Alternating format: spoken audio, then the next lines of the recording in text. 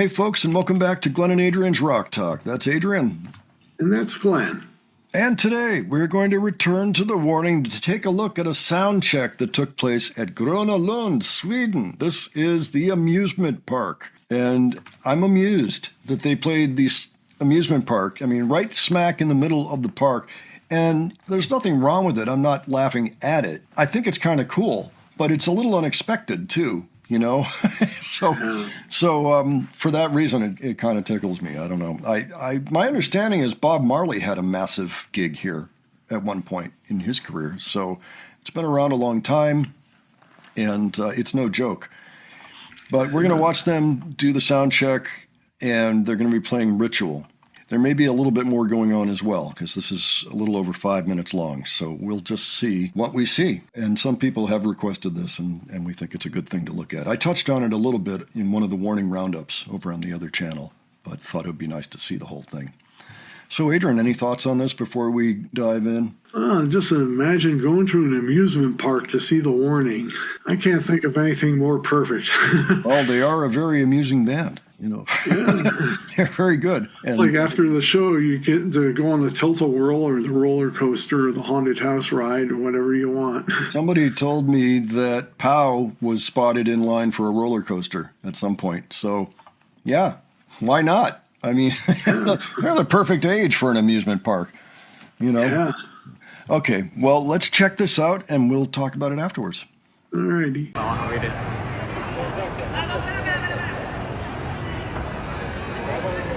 Guy's got a Guns N' Roses shirt.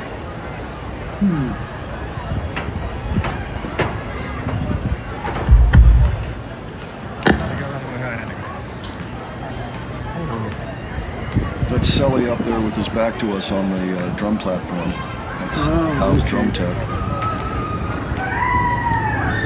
Starting with a committee meeting between the band and the numerous techs. Yeah, they're talking shop, I'm sure.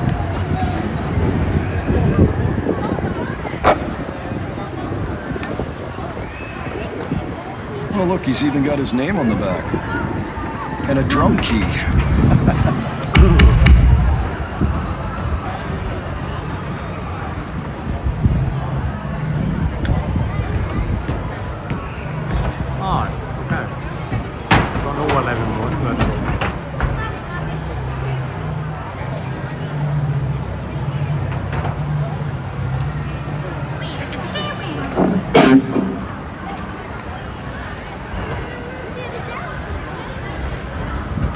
They already have a crowd, too.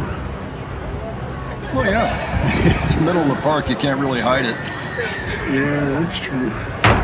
Oh, yeah. Amusement park. Makes sense.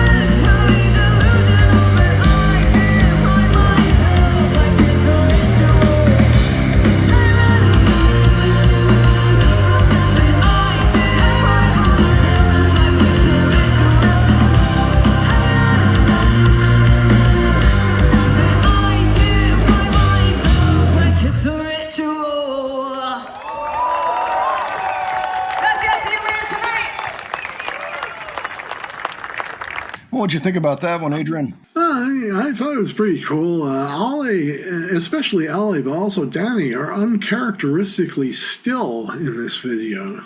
Well, yeah. I mean, Keeping it's all early. the energy for the actual show, I guess. Well, this is their second gig on this tour, and they are 7 hours ahead of Monterrey time. So that means that it's afternoon there, and they're like, we'll see you tonight. Maybe that was, I don't know, 2 o'clock in the afternoon. That means that it's basically 7 in the morning for them, and they usually play, and late into the evening and probably get up later than 7 in the morning on a regular basis, is my guess. So I'm sure that's a big part of it, Not my guess, anyway, Also, Ollie, I mean, talk about John Entwistle. She's standing there like a tree trunk, just like John Entwistle, and just playing the bass and doing nothing else.